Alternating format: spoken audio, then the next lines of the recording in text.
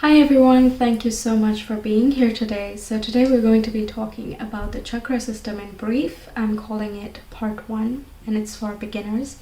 So it's just going to contain the gist, what is the chakra system, what does it contain, all of that.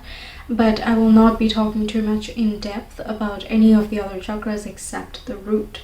Okay, so we'll get started. I'll share my screen with you. So we have the root chakra in the center of the mandala, as you can see. Then we have the sacral, we have the solar plexus, heart, throat, third eye, and finally the crown. We have the 7 systems. I can show you then more in detail. We have the first chakra, which is the root, is located in the tailbone or the coccyx region. Okay, and it is associated with our feelings of survival, safety, and stability. All right. Then comes our feelings, our creation, our flowing with life. That is connected with the sacral chakra, and that is located in the gonads or the testes and uterus, because this is where we create, right? This is where we connect and we create and we flow. Now the element, I forgot to mention earlier, the element of the root is earth, okay? That's why it's important to ground and all of those things. We'll cover it later. And the element for the sacral is water. The next is the solar plexus. It is located in the upper stomach, and the element is fire. It is associated with activity or proactivity, self-esteem, confidence, energy, etc. Okay, that's like the powerhouse of our system. And then comes the heart, and you can see it is located in the heart. The element is air. Okay, so when we breathe in, breathe out, that's why we're always like, oh, heart-centered energy and emanate the love, the oneness, all of that, okay? Because the heart chakra is connected with love, harmony, and bliss, okay? It makes connections there, meaningful connections, okay? Then comes the throat chakra. It is located in the throat, and it is related to truth, philosophy, and sound. The element of this is ether or space, because that's where that's kind of the combination of everything, and it's then becoming more subtle. There is this, somewhere I read that ether is the culmination of all the physical elements, all the elements that we are accustomed to, so earth, fire, air, and water, all of them. So from ether come these 4, and with these 4 we can form ether, something that's basically spirit, space, spirit, all of that.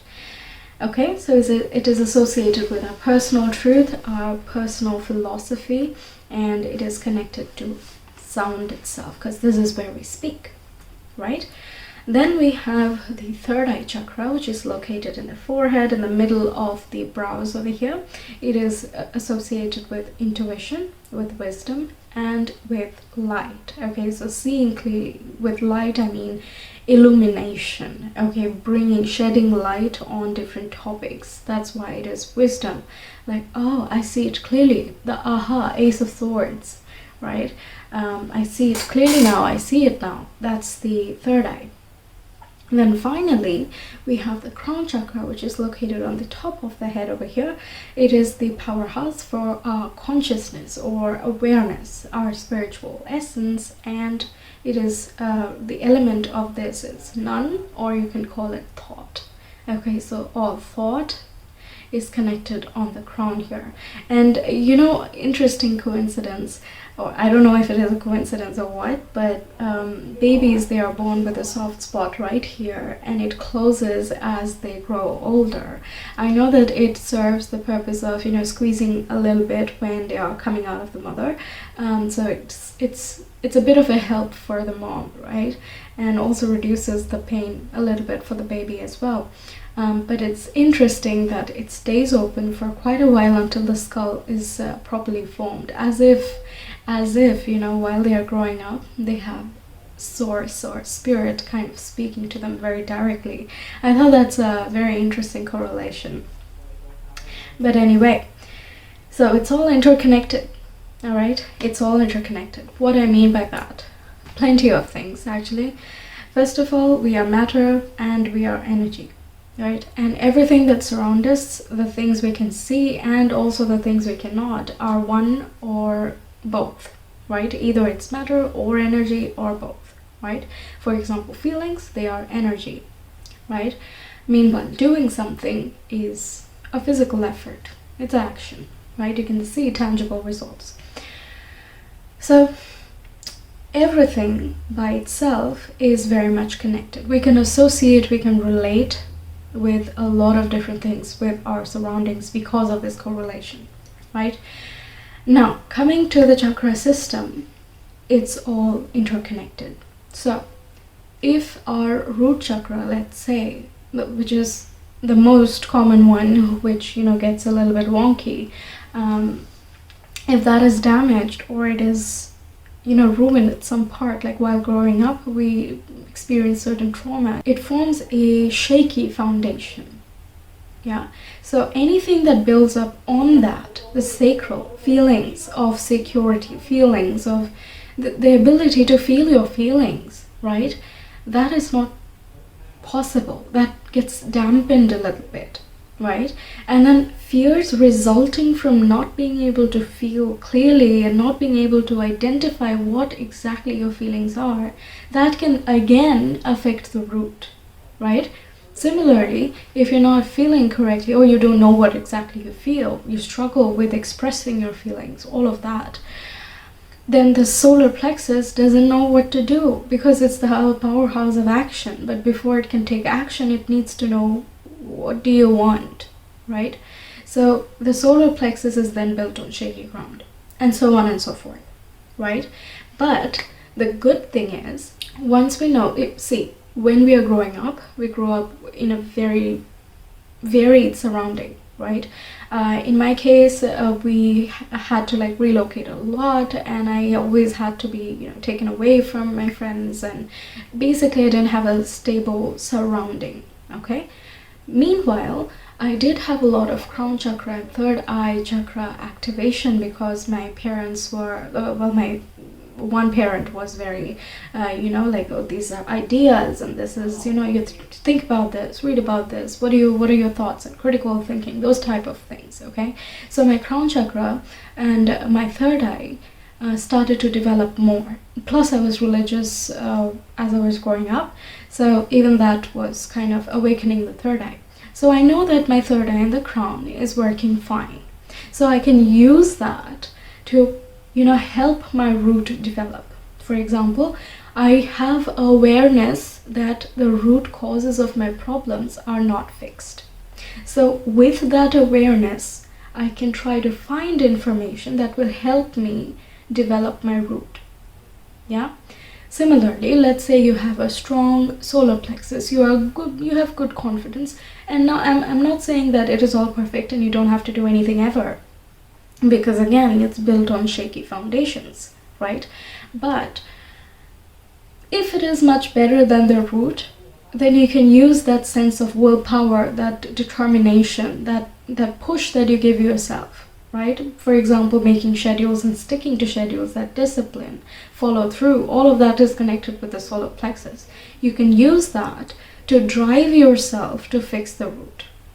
Yeah, so we can use the strengths we already have, comparative strengths, but strengths nevertheless, right?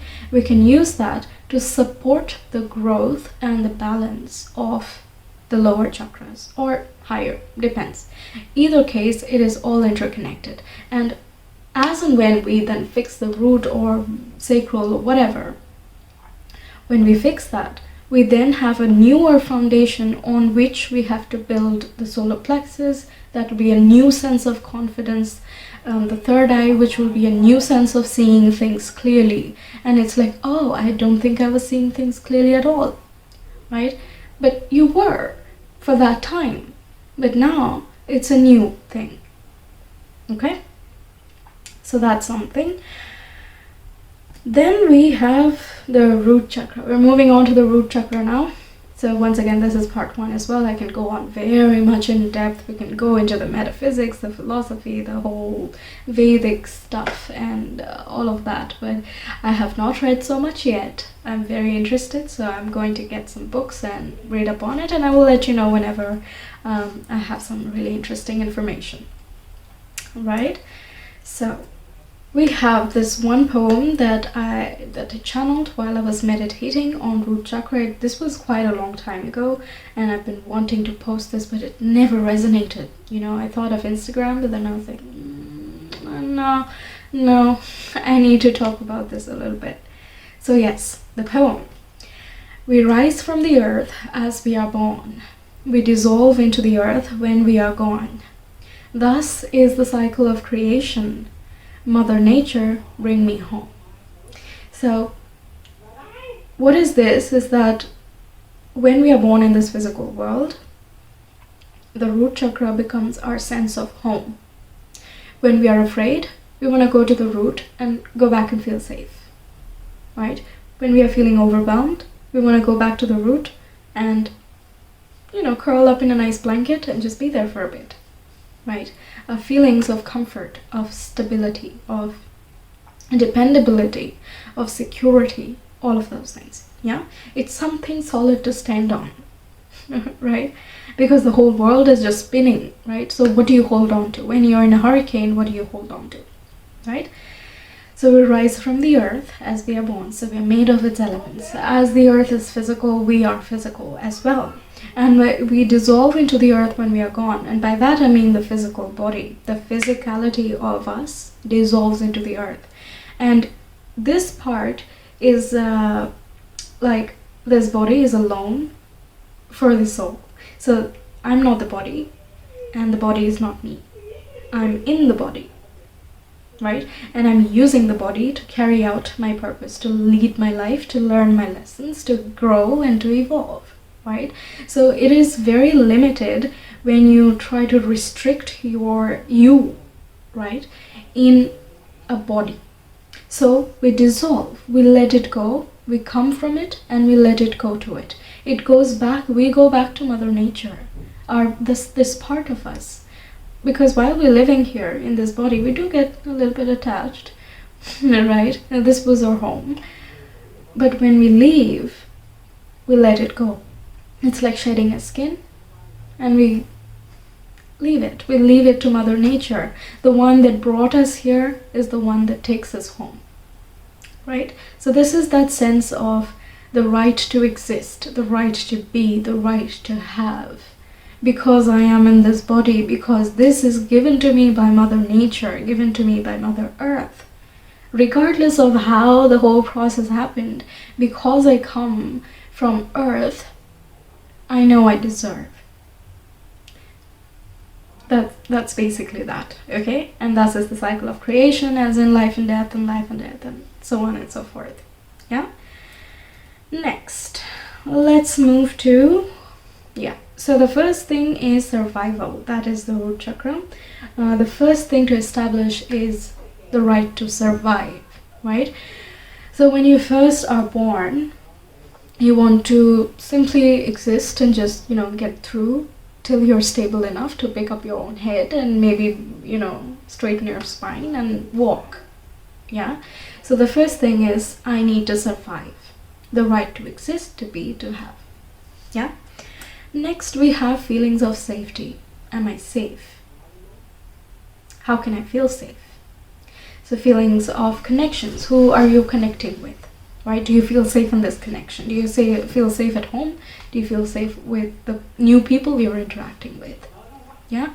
When you're living in dangerous places, you can't be thinking about high-level philosophies. Instead, you're thinking, hey, I want to stay safe. Right? So that is a root chakra concern. Forming attachments as well happens here. I feel safe with this person. I feel safe in this situation. So I'm just going to stay here till the storm blows over. Okay? That's as well associated with the root. And finally, we have stability, feeling stable. This is where we have formed our roots, and this is where we're going to stay.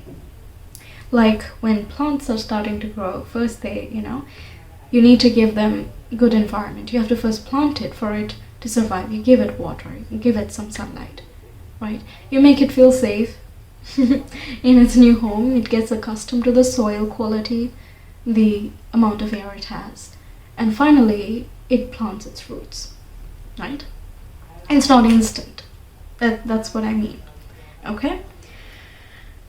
Now, when you are imbalanced, let's say you're underactive, these are the feelings you will be feeling. I hope it's clear. Okay, I will read them out. You will feel fearful, unsure, anxious, disorganized, poor focus, and financial instability. Okay, these are the symptoms of an underactive root chakra. The affirmations you can use is I am safe, I am stable, I am balanced. Okay, overall it's a fear of the unknown, with either case like overactive or underactive, whichever extreme. It is basically the fear of the unknown. Okay, if you have an overactive root chakra, there will be some overeating, materialistic tendencies, addiction to security, sluggish, resistant to change, and rigidity, right? These are the qualities of overactive. But if you're balanced, you feel like you can trust. Okay? You feel comfortable, you feel healthy, you feel abundant about yourself or rich. You feel safe and secure, you are relaxed, you are positive, and you are stable. So all in all, you feel good. That's the first time you can say, I feel good. Okay? Okay. So now what we are seeing is the spectrum of development of the root chakra. So from 0 to 7 years, we have the development of the very basic form of the whole chakra system, but with the governing factor of the root chakra. Okay, so basically the root is developing, but in the effects, in the, how do I say, with the effects of the higher chakras as well. Okay, so the higher chakras are kind of the undertone of the root. So from the womb till 1 year old, the child will be very fearful, like, will I survive? Am I going to be alive when I'm born? Will I be born correctly? You know, what is the situation outside? Can people take care of me? All of those things, right? Like, it's just very new, and all of this is just brand new, and it's like, I don't know what is happening. It's just like, you know, as long as I live. Yeah. And then from 1 to 2 years old, we have the root chakra developing with the undertone of sacral. So this is where the baby starts feeling a little bit, right? Knowing what does it, like, am I hungry? Am I sleepy? Am I sad? Am I angry? What am I, right? It starts to experience feelings a lot more. Okay. Then we have from 2 to 3 years old, the root chakra with the undertone of the solar plexus. Now here, it is starting to do things. It wants to do things. It wants to grab things. It wants to, you know, to crawl, walk, talk, all of these things, right? It wants to do stuff. Yeah. Yeah, and then from 3 to 4 years old, we have the root chakra with the undertone of the heart, which would be connecting, you know, like how do you express love? What is love, right? Connecting with others, like, that's a baby like me. Who are we? Like, are we the same people? How are you another person like me? You know, it's just more of that. Okay. And they also start to, you know, connect with other people, like new relatives and whatnot. They will start to be a little bit more social, right? They'll make some expressions, they'll try to listen and try to, you know, make some sense out of what's happening, all of that, right? Then we have at 4 to 5 years old, the root chakra connected with the throat chakra. Yeah, this is where they learn to talk. they learn to express themselves. And this is usually also, I guess, the time when they start school. So it's more of like, oh, okay, so it's a bigger world now. I have to learn, I have to connect with other people. I have to tell people how I feel and what I'm thinking and all of that. Meanwhile, at home, it was all understood. Like, now you're hungry, now you're sleepy, right? So this is the first time that it starts to, express itself. Then we have the root with the undertone of the third eye at 5 to 6 years old. This is where it is, seeing things, learning things. This is where it is gaining information. It's going out more and more into the world and seeing other things, right? Also, I think with the throat, they start talking properly at that time too. Something of that sort. I'm not such a baby pro, but anyway, you get the gist, right? 5 to 6 years old, then yeah, they have better understanding, good insights. They properly start going to school. I think 4 to 5 is more of a preschool type of thing. I'm not sure anymore what people do these days, but yeah. Anyway, then at 6 to 7 years old, it starts to, form connections in the mind. It starts to think more. And with all of this, it's just, because it's all new, it's just like, it's tentative, when it's trying things, it's tentative. Like, I'll say it like this, am I correct? So, teachers will teach polite words and how to say hello, how to say goodbye, and why do we say that, when do we say that, all of those things. So it's still always learning. So there's a little bit of that dampening, a little bit of that fear of, is this right? And at 6 to 7 years old, it just starts to learn quite a bit and understand a lot of these things. It starts to think for themselves a little bit, like, no, life now with children, my playmates and whatnot, we have our own games and we do it this way, mom. Right? Quite chatty at the time. Anyway, then we have evolution is infinite. Okay? So the point here is you will see that from 7 to 8 years old, now the root chakra spectrum is done, right? So now the next chakra, the sacral, is going to start to develop from 7 to 8. And now the sacral will develop with the undertone of fear, of the root, actually. Okay?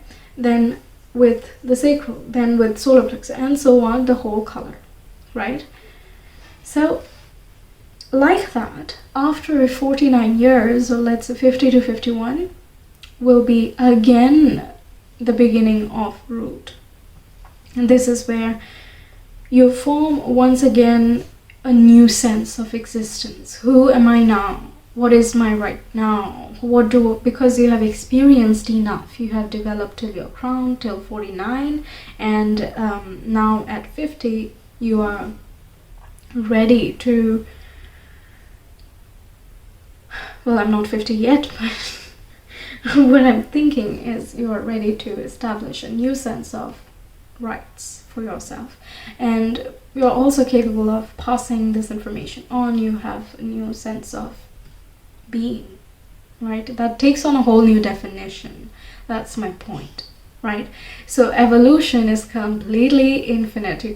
The journey does not stop here. Once the root is made, does not mean you stop here.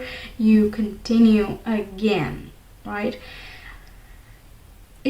Granted, it will come a little bit later, but nevertheless, it doesn't stop there, right?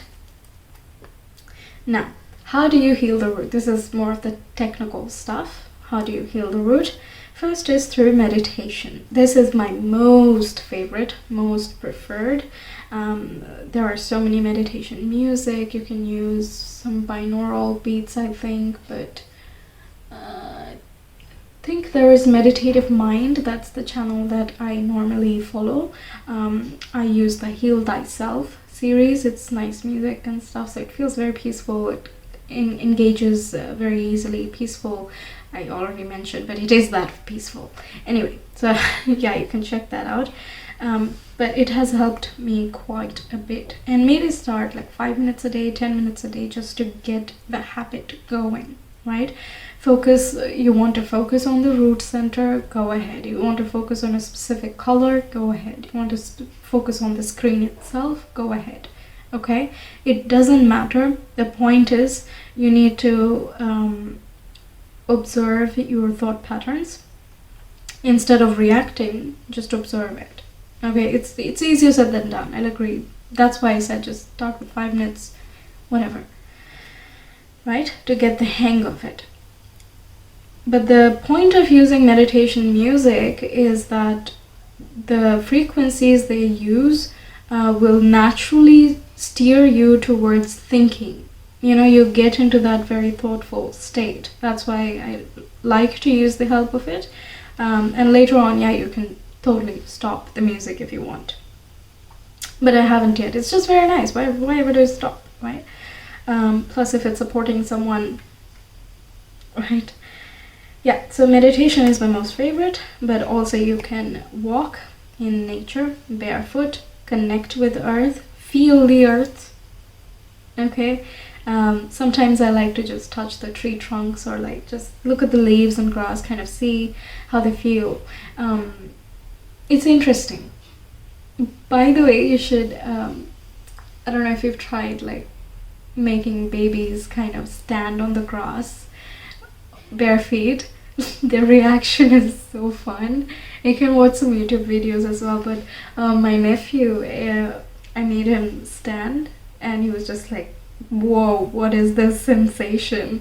Okay, and he was, I think, what, like 3 years old or 4 years old or something. Yeah, it was very entertaining. Like, oh, you find grass strange? That's weird. But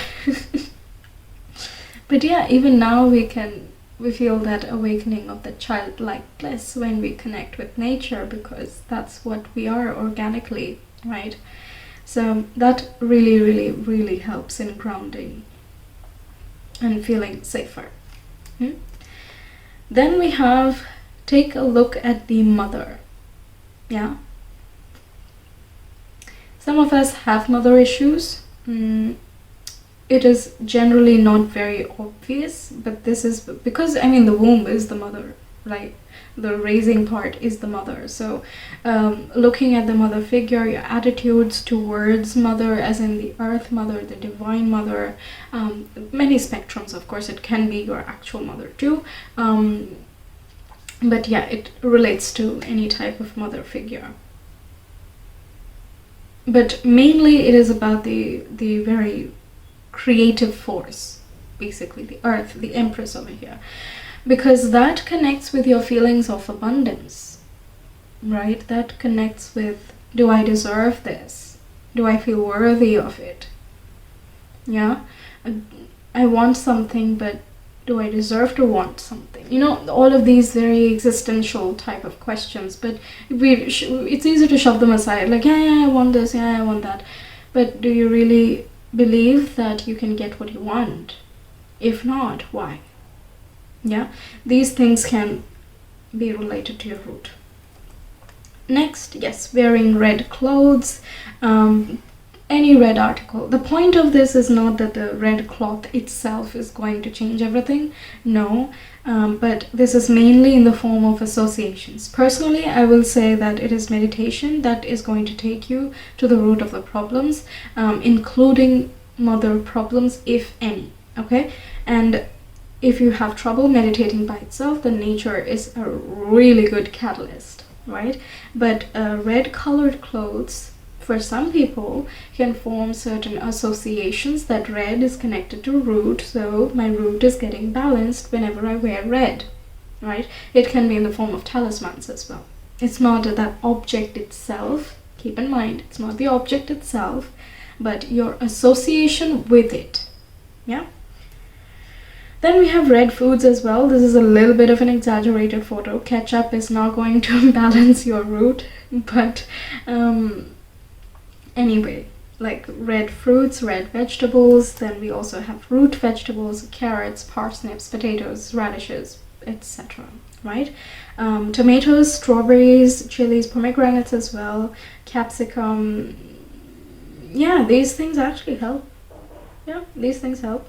Sure, again, it is about your association, right? If you relate food with helping your chakra balance and you eat very consciously, then yes, it can absolutely work, right? But I don't think many of us do that. I don't know if you watch movies or TV shows or what, but eating very, very consciously is kind of rare. But if you do that, good on you. Okay, it would help. Then we have some crystals as well. You can buy some red jasper, agate, bloodstone, carnelian, pyrite, ruby, etc. Basically, it has to be red or a spectrum of red. Okay, there are many stones. You can choose any one. These are the most common. I'm not into crystals, but I included it for the sake of, well, for people who do like crystals, right? So this was my little bit of a briefing on root, chakra, and also an overview of the chakra system. I hope this helped you guys out. I know that the root is super important, and I keep mentioning it in my pick a card readings. So I thought I should make a video on this. It is very important. I cannot overstate that. Okay, and also a few tips if you want to go to the higher chakras. For example, let's say solar plexus will take. Before you do any higher chakra work, basically look at the root, meditate on it for like 5 minutes, do the higher chakra work, then come back to root. Okay, it acts as a flush, it acts as release for any extra activity during the meditation, because the earth is neutralizing, right? Any amount of negativity you release, it's going to neutralize, right? So that really helps. Anyway, so that's all for today. It was quite long, but plenty of information. So I hope it helps you guys out. Until next time, take care. Bye.